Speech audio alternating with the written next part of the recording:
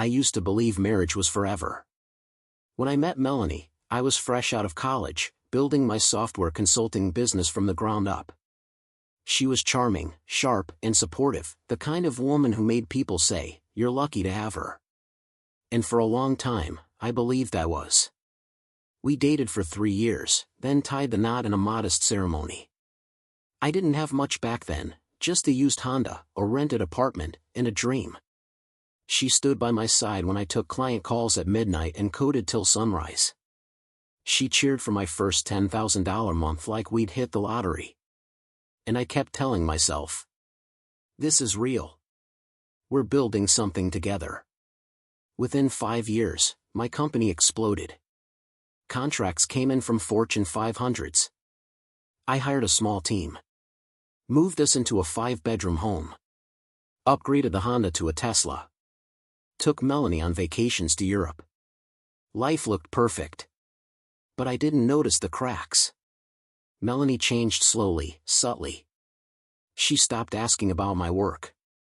Stopped celebrating small wins. Started buying designer handbags just because. Then came the whispers. From friends. From colleagues.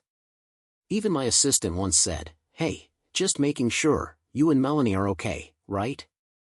I brushed it off. I thought, people love drama. They don't understand us. But deep down, I knew something wasn't right. The first real punch came during my birthday dinner. She sat across the table, playing with her wine glass, not even looking me in the eyes. She said it casually, like we were discussing grocery shopping. "I've spoken to a divorce attorney. I want out." My fork clattered against the plate. "What?" "I'm not happy anymore." "I haven't been. I've already filed." I stared at her. I wasn't angry. I wasn't crying. I was just frozen. All those years. The sacrifices. The loyalty. Gone. Over the next few weeks, things spiraled fast. She moved out.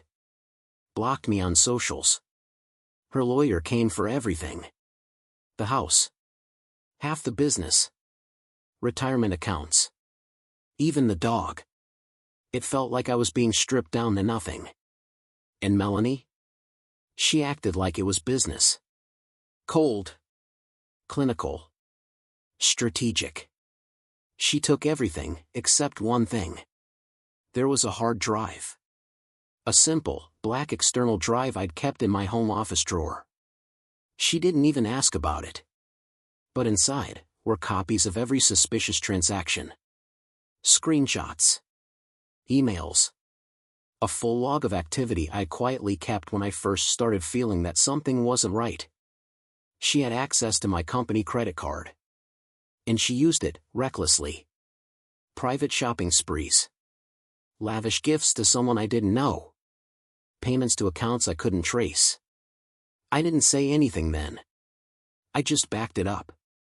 Encrypted it. And waited. Because I didn't need to fight her now. I just needed to wait for the right moment. By the time we got to court, Melanie had the look of a woman who'd already won. She walked in with her attorney, a smug, over-polished guy in a gray suit named Carter. They didn't look worried. They didn't even look at me. I guess they thought I'd come crawling, ready to settle for crumbs just to end the nightmare. They were wrong. Let me be clear, I wasn't rich, but my company was worth low 7 figures, and I lived comfortably. Melanie knew it. That's why she came for blood. Her legal team had already requested 50% of the business. Full ownership of the house. Alimony. Joint checking. Half of my retirement. And our dog, Tyson, like he was furniture. I sat in the courtroom and listened to them paint me as a greedy, neglectful husband who emotionally abandoned her while chasing success. It stung. Not because it was true. But because the lies were so confidently delivered. The judge, a no-nonsense woman in her 50s, watched carefully as Melanie's lawyer laid out their demands. Then it was our turn. My lawyer, Marcus, calm as ever, stood up and said, We have no problem being generous. My client built everything from the ground up and has nothing to hide.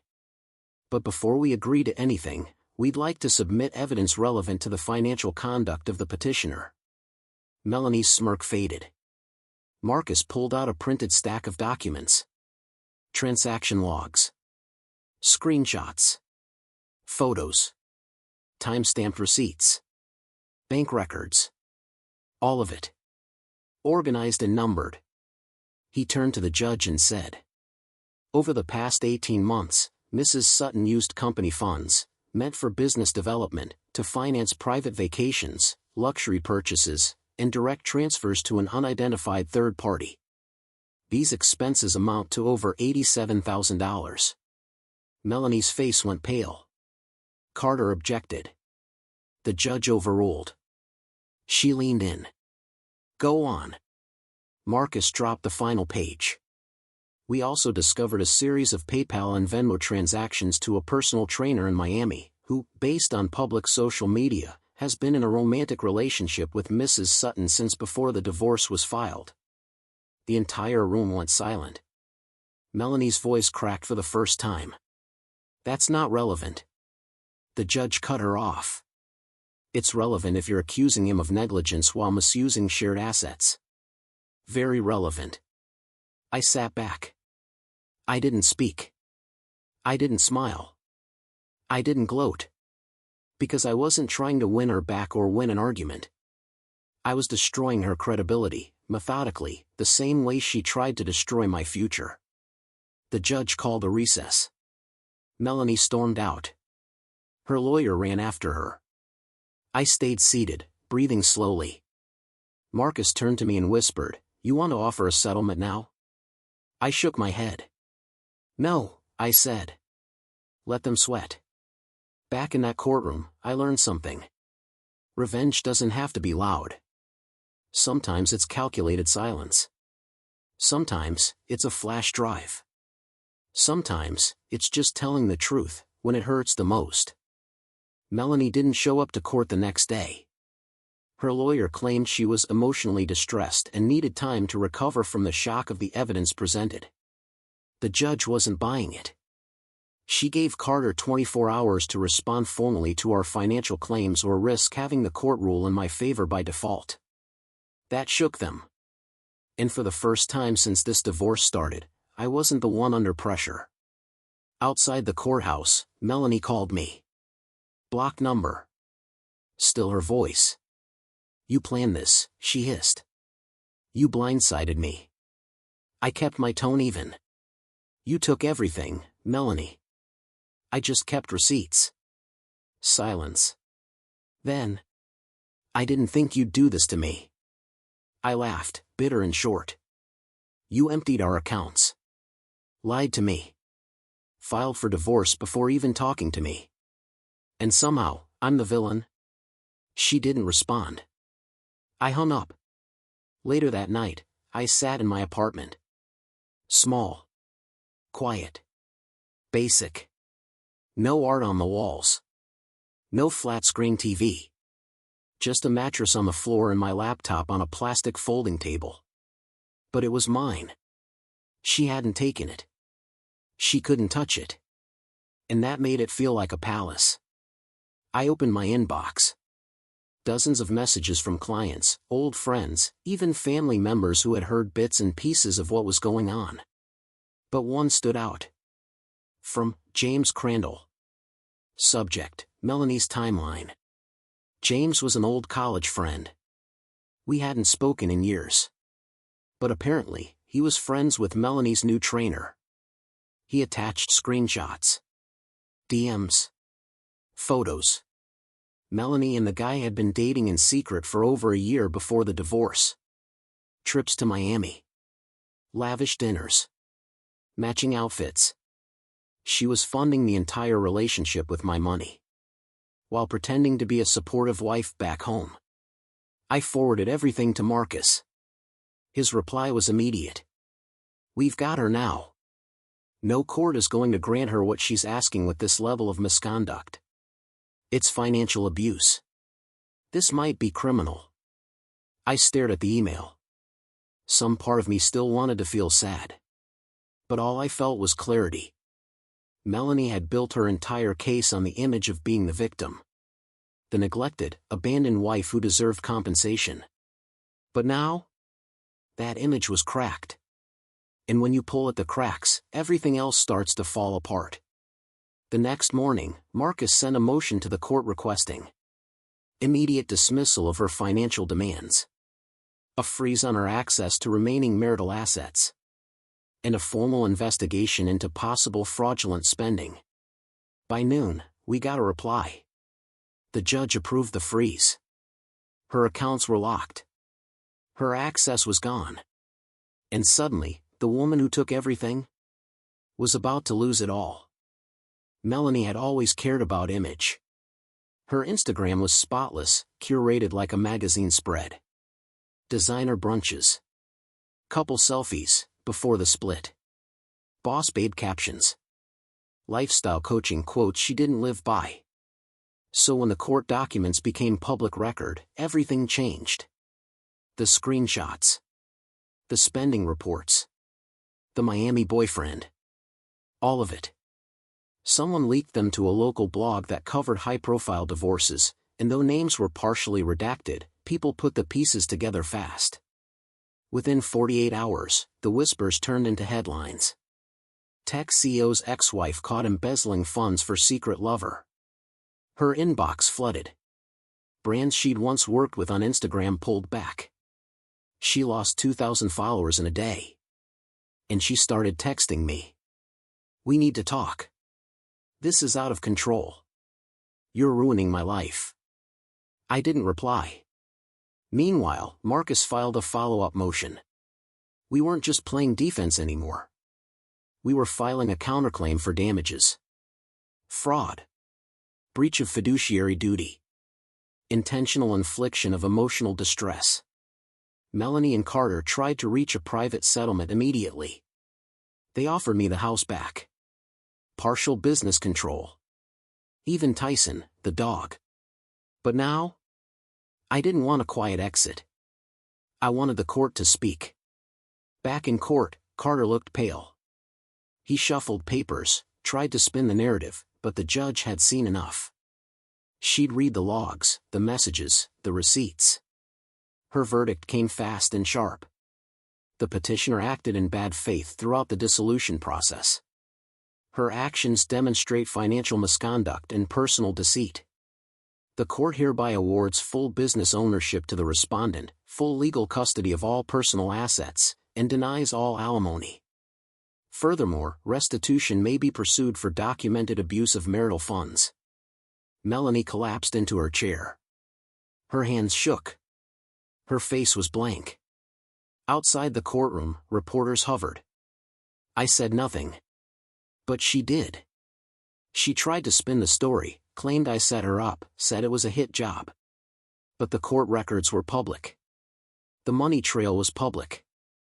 The receipts didn't lie. And soon, neither did her silence. She stopped posting altogether. The woman who once curated perfection had disappeared.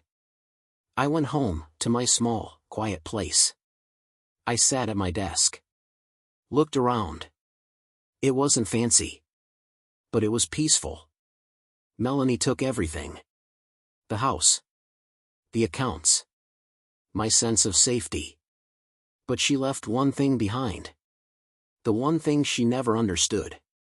Proof. And with that, I got everything back. Plus interest. Melanie had taken the house, the furniture, the paintings off the wall. But there was one thing she left behind when she moved out in such a hurry. A black filing box marked taxes.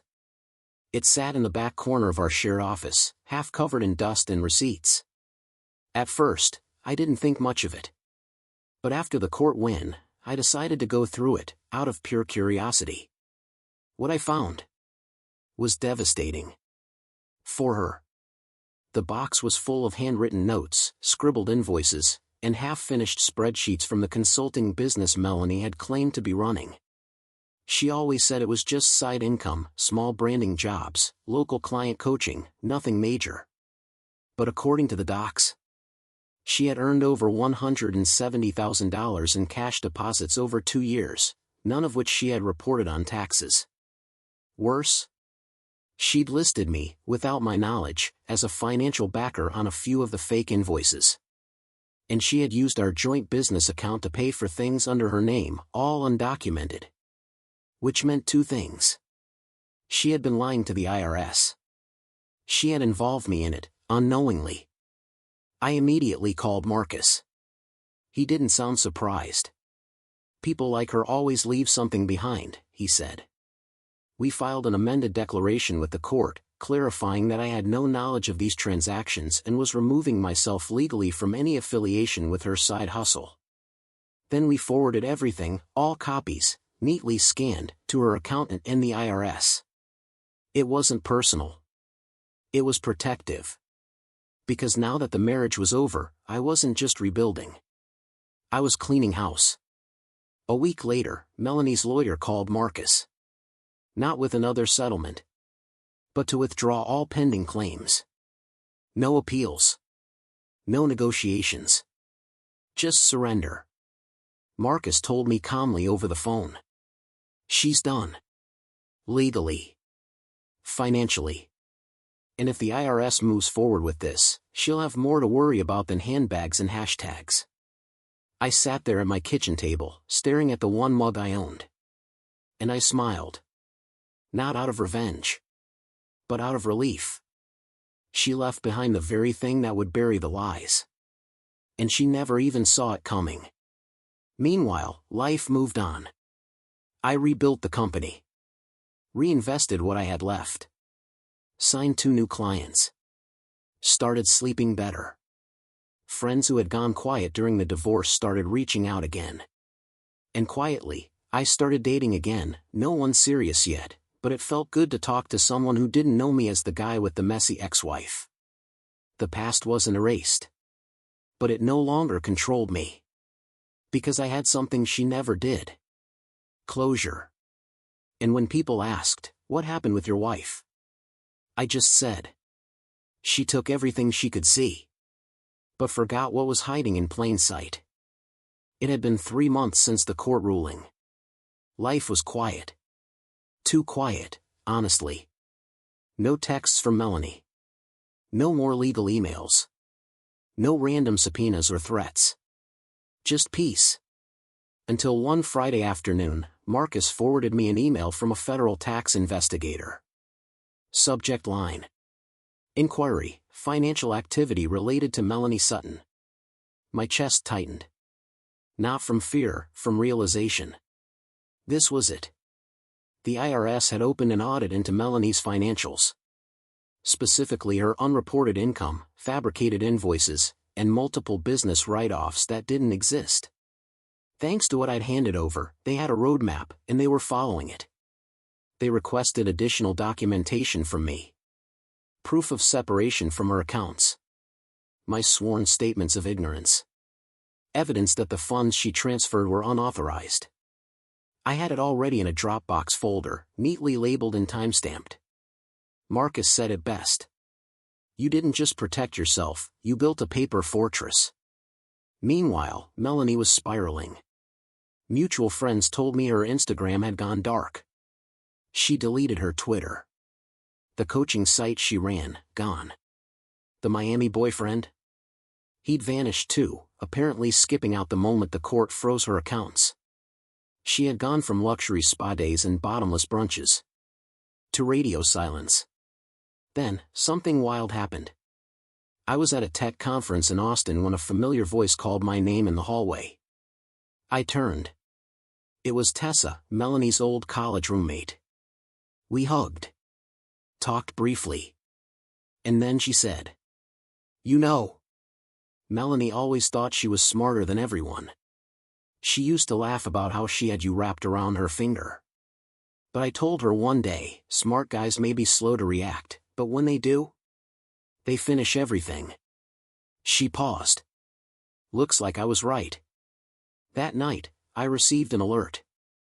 Melanie's business name was listed in a public IRS enforcement log. It wasn't confirmation of charges, not yet. but it was proof that this was real. She wasn't just losing followers. She was losing control. The empire she built on lies, manipulation, and half-truths was crumbling. Not because I attacked her, but because she underestimated what I held on to. In all her effort to strip me down to nothing, she left behind documents. She ignored timelines. She forgot how detailed I was when it came to money. She took the house, the furniture, the lifestyle. But she forgot the paper trail. And in the end, that's what took everything from her. Back home, I sat in my new apartment, smaller, simpler, but mine. I opened SkillForge on my laptop. Client messages. Positive reviews. A new sign-up. Life was flowing forward. I took a deep breath. This wasn't revenge anymore. This was rebirth. By month 4, the whispers had grown into a roar. Melanie's world, once so polished, so curated, was unraveling in front of an audience that used to envy her. Some of her former influencer friends started distancing themselves. Brands she worked with removed her photos. Even her own family, who once looked at me like I wasn't good enough, began reaching out, cautiously. I got a message from her older sister, Rebecca. "Hey, I don't know everything that happened between you two, but I'm sorry." We believed her side. We didn't know the truth. I didn't reply. Some bridges aren't worth rebuilding. Then came the news article. Not a blog post or tweet, a real investigative piece from a mid-tier online magazine. Title? From Coach to Criminal?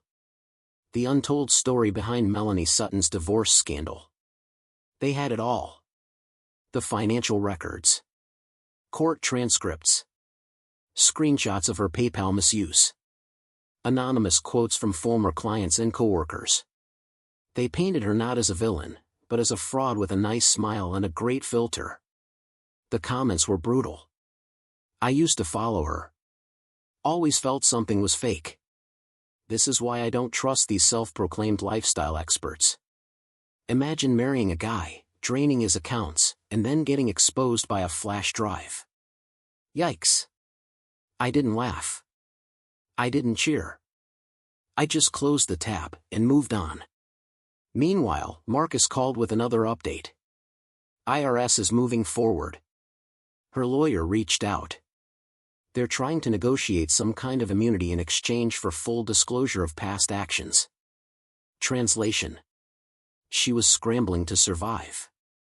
And suddenly, the woman who once strutted into court trying to take half my life was now trying to keep herself out of prison. The irony? She took everything from me and expected me to crawl back, broken, bitter, maybe even begging. Instead, I rebuilt. No mansion. No luxury car. Just a clean apartment, a growing business, and peace she'd never understand. Because peace isn't found in winning court cases or exposing someone online. It's found in knowing you never needed revenge. Just time and truth. That weekend, I went out for drinks with a few friends. It was the first time in over a year that I laughed, really laughed. Someone made a toast. Here's to keeping receipts. Everyone chuckled. But I raised my glass quietly and added. And knowing when to use them. Outside the bar, I stood alone for a minute. Cool breeze. City lights. Life moving around me. I thought of all the nights I'd sat in silence, wondering if I'd ever bounce back. Wondering if I was stupid for trusting her. Wondering if I was too soft for this world. But now? I wasn't wondering anymore. I was walking forward. I didn't need her guilt. I didn't need closure. I didn't even need an apology. Because I had already healed. This call? It wasn't for me. It was for her, the woman who burned every bridge and finally looked around to find no one left standing with her. She asked if we could meet. I told her no. Not out of anger. But because there was no version of closure that would undo what she'd done. Some things don't get repaired. They get replaced, by peace, growth, and forward motion. That night, I looked at myself in the mirror. I was thinner, stronger, calmer, and most of all, free. Melanie once told me I wasn't built for a real fight. That I hid behind kindness. Turns out, kindness isn't weakness. It's discipline. And sometimes the strongest thing you can do is walk away with your dignity intact, while the other person chokes on their own collapse. The next morning, I blocked her number. Not because I hated her, but because I didn't need that chapter reopened. It had already been closed in court, on paper, and in my heart. And now, I was rewriting a story that had nothing to do with her anymore. I poured myself a coffee, opened my laptop, and smiled. Life wasn't perfect. But it was mine again. 6 months after the divorce, I moved into a new space. It wasn't flashy. No marble counters or smart fridges. But it was clean, modern, and mine. No memories in the walls. No echo of arguments in the hallway. Just peace and potential. I furnished it slowly. One chair at a time. One framed photo. One mug. And every time I bought something, I asked myself, does this add value? Or just fill space? That question didn't just apply to furniture anymore. It applied to people. My business was thriving. We'd closed a partnership with a mid-sized firm in Chicago. Revenue was steady, clients were happy, and for the first time in a long time, I didn't dread waking up. More importantly, I started reconnecting with people I'd drifted from during the chaos.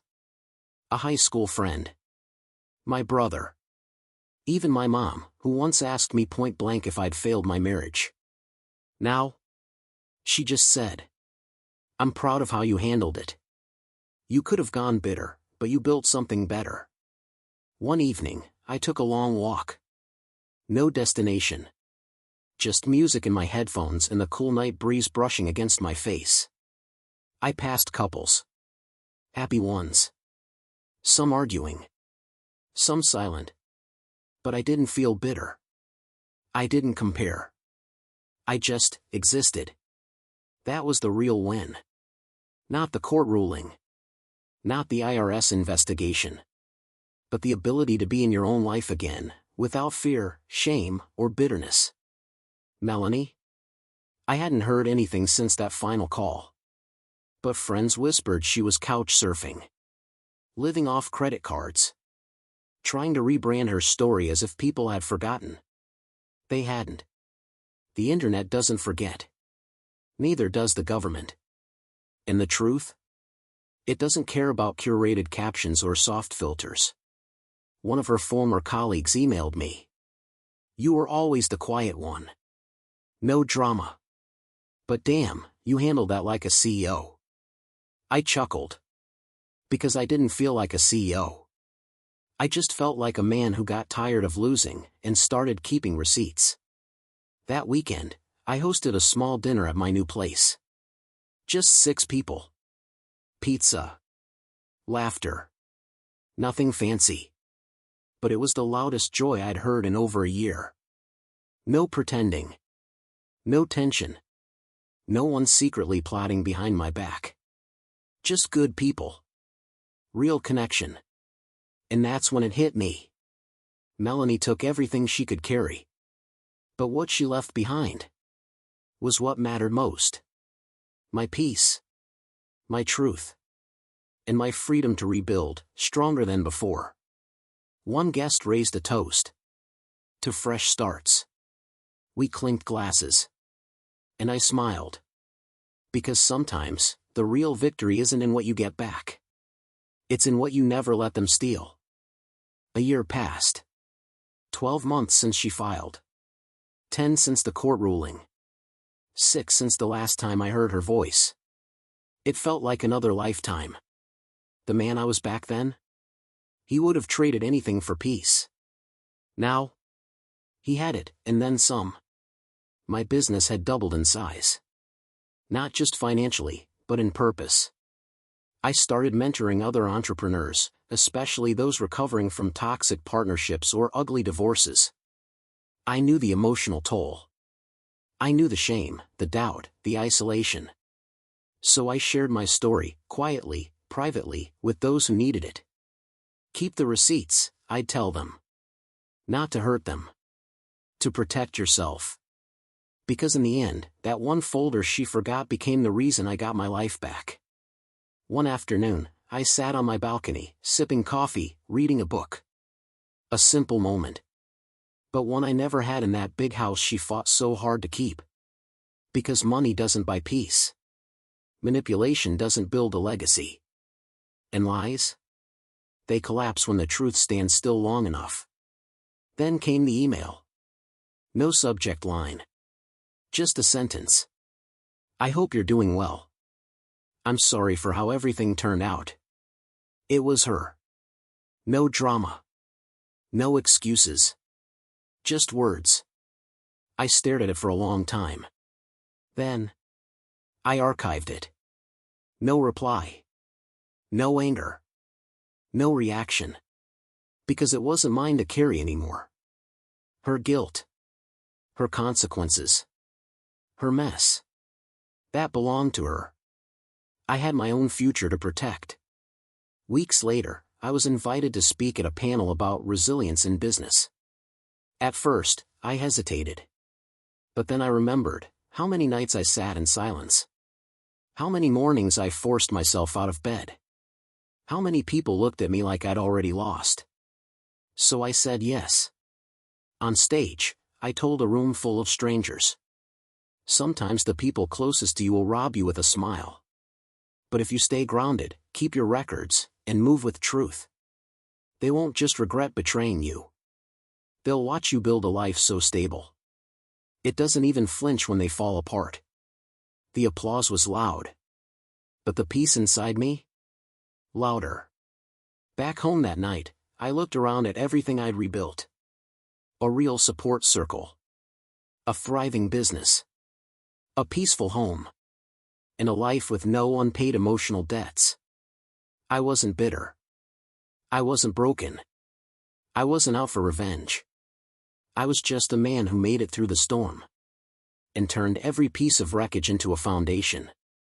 And the one thing she left behind? It didn't ruin me. It freed me. Sometimes, people will try to destroy you quietly, while smiling to your face. But the truth? It doesn't panic. It doesn't scream.